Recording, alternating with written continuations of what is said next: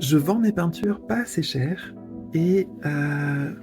je vous explique pourquoi, je vais continuer.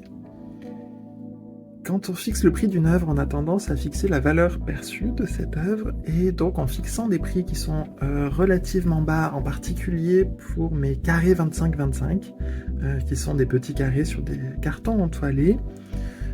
je donne une image de plus faible valeur à mon contenu artistique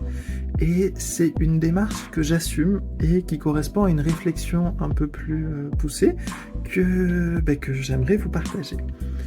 Je mets mes carrés en vente à 44 € sur ma boutique, livraison en France comprise. Concrètement, j'ai 19 € de frais pour livrer, pour payer l'URSSAF, pour payer les matériaux, pour payer la commission du site de vente en ligne.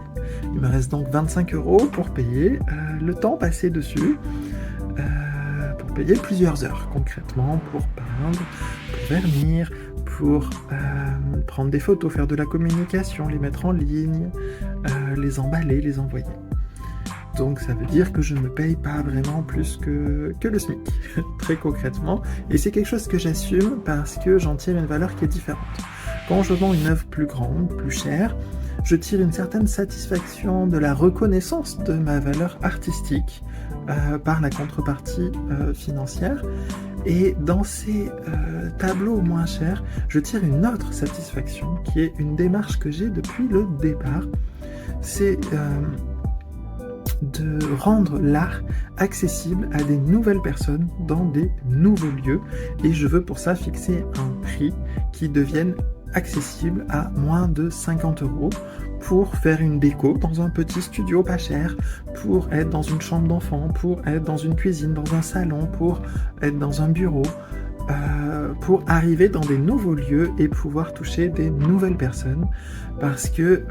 dès le départ, quand j'ai commencé ces carrés, ça m'a permis à moi de me libérer finalement sur les toiles et je veux poursuivre cette démarche pour transmettre ces émotions, pour transmettre cette idée que l'art original est accessible à tous et à toutes. C'est pour ça que je vais continuer à laisser ces prix le moins cher possible, qui me permettent